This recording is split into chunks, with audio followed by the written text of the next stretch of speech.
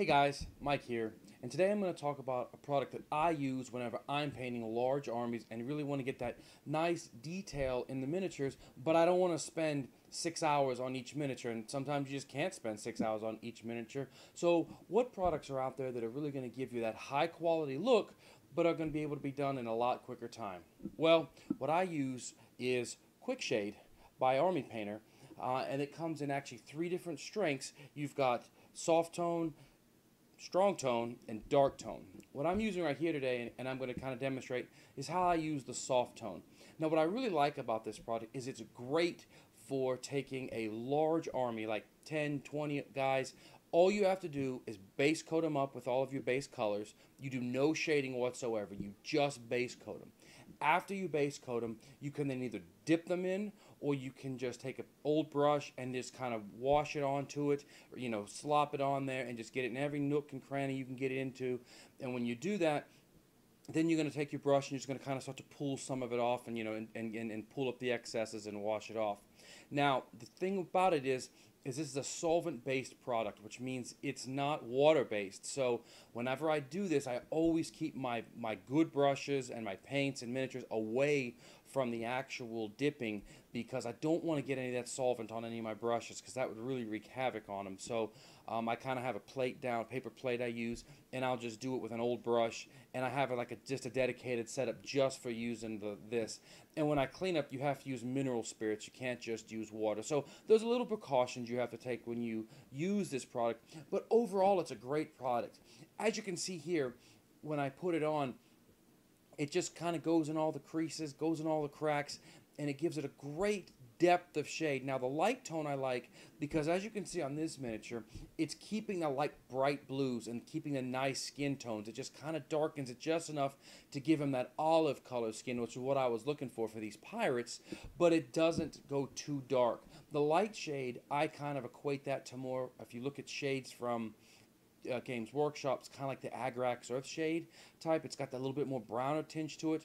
The more popular one by far is the strong tint, and the strong one looks much more like the Nun Oil, and it provides a darker one. Now that's a wash that, and a dip that really is by far the most popular. But I like the light one, especially when I do skin. And I know what you think. As soon as you put it on, you look at this miniature and you're like, wow, you just destroyed this miniature. But wait. This is the miniature after I just painted it, and you can see how it's just everywhere. It just looks horrible. Here's what the miniature looks like after it's sat for about 10 to 12 hours.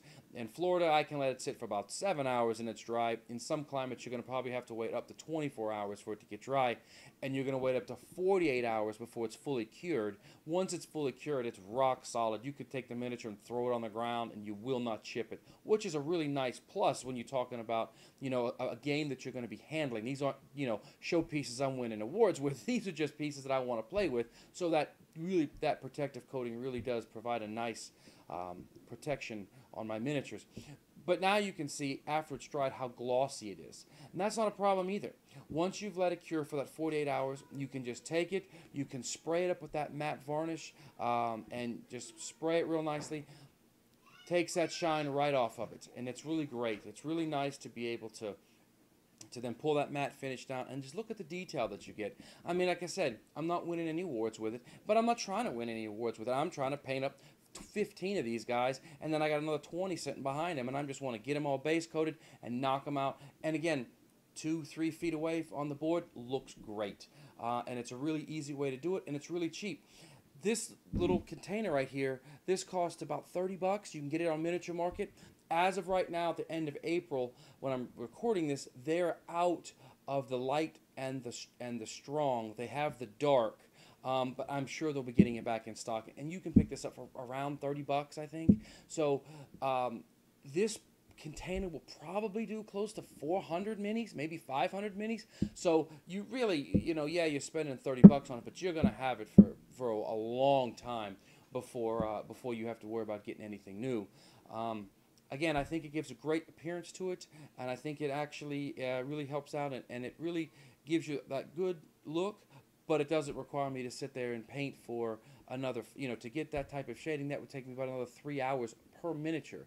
doing all the glazes and stuff like that. So this, I think, is really a nice product. So that's a product I'm talking about today. If there's any other weird or any other neat niche product out there that you want, just drop me a line in the comments, and I'd be glad to look at it and kind of look and kind of review it and tell you what I think and tell you how I use it. I hope to be contributing a lot more than the channel. So again, this is my tip for this week. And again, if you have any comments or any questions, just drop them down below, and I'll get back to you. Thanks a lot.